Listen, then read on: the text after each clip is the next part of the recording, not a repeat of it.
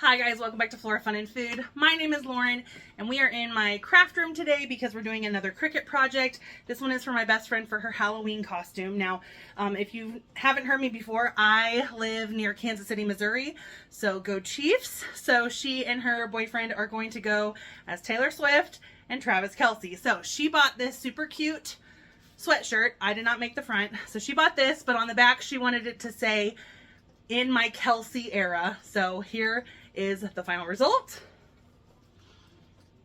I think it turned out so cute. All right, if you guys want to see how I did this, stick around and let me show you. Okay, so first step is to make a new project.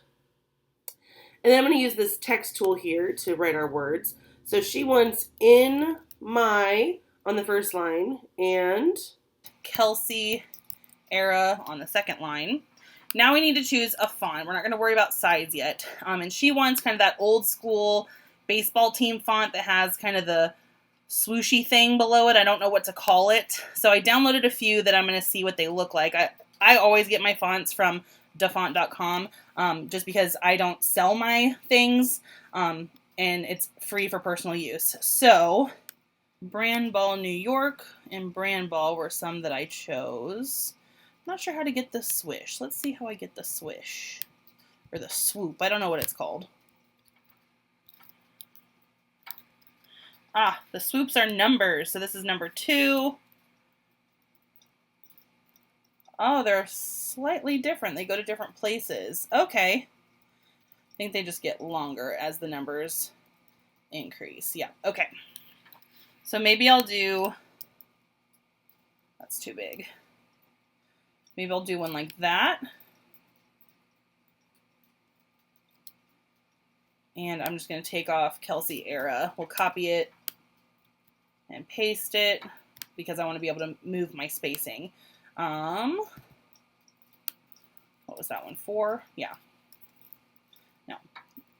So I used a number 5 swoosh on that one just because it fit all the way across the words. And on this one, it's a nice long one. So we're going to try 9. There we go. I think that looks pretty cute, actually. So we're going to just line these up. If I want these perfectly in line, I'm going to select both of them and click Align. And we can align them horizontally, and it makes it perfectly in line. So now I'm going to highlight both of my fonts here, and I'm going to combine them with a weld. That way they are all stuck together. They're not going to change once I go to make it. Font is a weird one. When you go to make something and you have it lined up here, if it's 2 separate font pieces like this and this, they will rearrange themselves on your mat, and then you have a heck of a time trying to get them back in line. So if you weld them, they'll be fine. So now I have to decide how big I need this, so I'm going to get my shirt here and measure it to see what kind of surface area I have. So here's the shirt. I think this is so cute. And I think that our font looks pretty close. I mean, obviously the K is different, but it is as close as I could get. And it's going on the back, so I'm not too worried that it's going to slightly look different, but we do have the same kind of swoop at the bottom. So let's measure the back. And she wants it kind of big and centered, so we're going to go as big as we can. So I'm going to get out my ruler, and actually I could do a 12 by 12 and that would be fine. So, and I say 12 by 12, it really has to be like an 11.5 by 11.5 because of the mat size. So let's go ahead and do 11.5 for the width, which makes the height 7.225. If I wanted to, I could space these out a little more, but I like it how it is. So we're going to call that good. We're going to click Make It.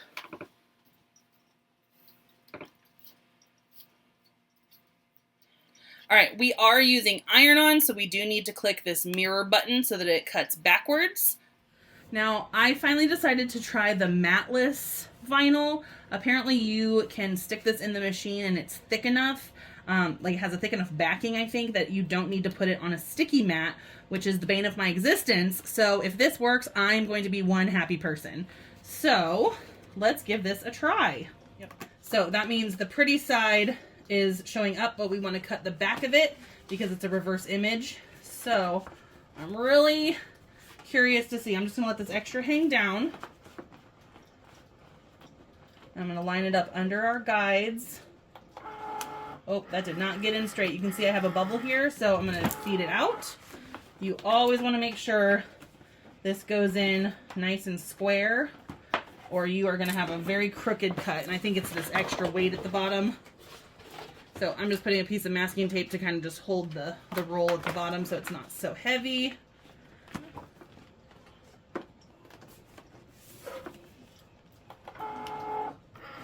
There we go.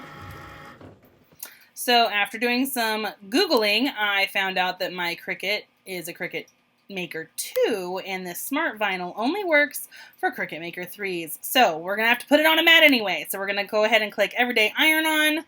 I'm going to turn on the green fast mode button and get my vinyl loaded onto my mat. This is what I get for trying to be lazy and not use my mats. Maybe I just need a new Cricut. Someone tell my husband that's what I want for Christmas. Okay, so we're going to do pretty side down and make sure we get this lined up and stuck.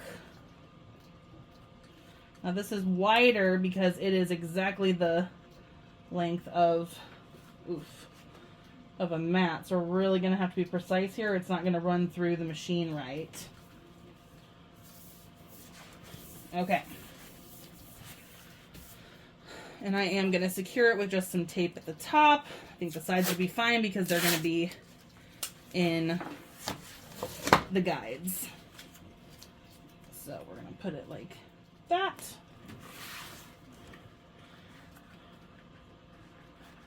Fold it under. And fold it under. All right, let's load my mat, the thing I thought I was going to get to avoid. There we go. All right, fingers crossed. Let's hit our Cricut button and let it go.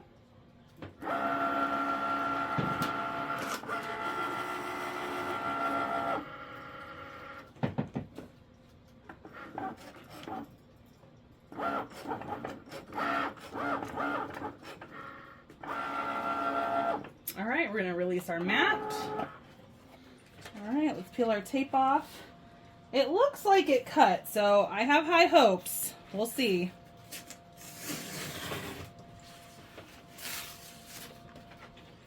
And I'm going to go ahead and just trim where my cut is. And it's hard to see when it's white like this, but there's the bottom of the swoop. And I'll just try to go straight across.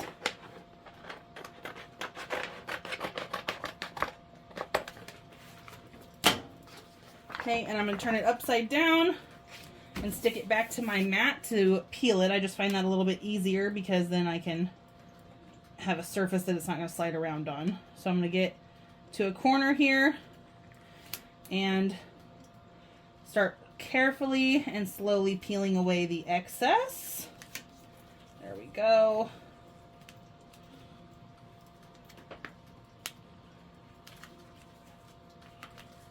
I like to get a whole edge peeled away just because it makes it easier. There we go. Now we can just kind of slowly pull, working it off little by little. The thing I like most about the iron-on vinyl is that this part is not sticky, and so if you peel, it won't stick to itself like the permanent vinyl does, which is always a pain. There we go. Now it's time to weed the little bits in between. And I really like these kind of needle point tweezers here. And I find it easier just to kind of bend this a little bit to get an edge started. Sometimes it just kind of separates it a little bit and you can get your tweezers in there and pull it out. So I gouged a little piece out of this eye. So I'm going to cheat it and put a piece under it because it'll kind of melt together. And you'll never know. Alright, this is ready to go get ironed onto our sweatshirt. Alright, this might be really silly, but instead of dragging out an iron, one day I decided just to try and use my oven top because it's a glass top, and it worked so well. So I just put down a tea towel, and then I need to get my iron turned on. This is the Cricut press. This is amazing. I didn't think I would want it. My husband got it for me and got me the bigger one, and I don't think I can live without it. It just has a bigger surface area and it's heavier, so the ironing takes way less time and it's way simpler. So I'm going to make sure that I take any stickers off that will not do well under an iron. So we're going to flip it to the back here and just try and get it nice and smooth. If the shirt or whatever I'm working on is really wrinkly, I will go over it with the iron first just to give myself a nice flat, smooth surface to start with. Now, while we wait for our iron to heat up, I'm going to center this because her hair is going to probably be down. So I want to kind of put this to where the first line is kind of across her shoulder blades, maybe even down a tad. And you could measure this. I eyeball in it. It usually looks okay. So I think that looks pretty good. And I just kind of stick it down. It does have some stickiness to this clear backing. So then I like to hold it up and just check it. I think that looks pretty darn good. We fixed our eye. And then we're gonna cover the top with a tea towel. This stuff is really a thick backing, so it's peeling up.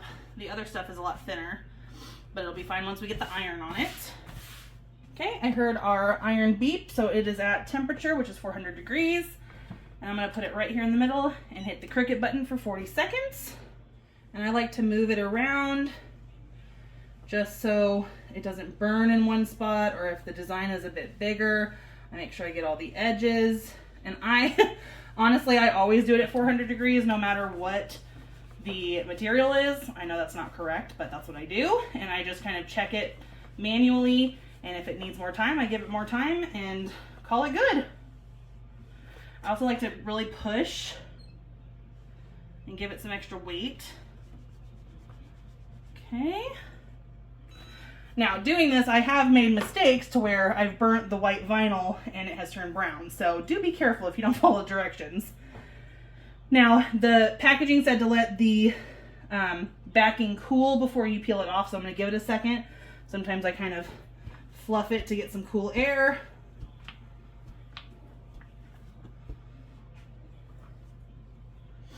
And then look at that. It's starting to peel, but it didn't peel off all the way.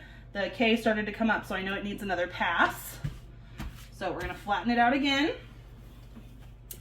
Cover it back up with our tea towel. And give it another round. Okay.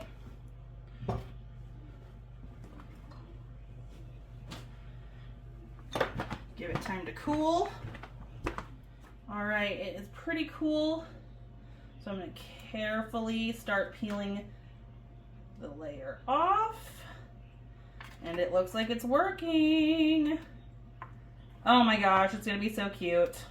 It is a slightly brighter yellow than the front, but since you're not seeing it side by side, it's really not going to be too noticeable, especially at a Halloween party. You know, it'll be fine. Oh my gosh, I love it. All right, so that was that. I hope this helped. If you guys enjoyed this video, please give it a thumbs up and go to my channel to subscribe for more content like this. And I hope to see you again very soon. Thanks, guys. Bye.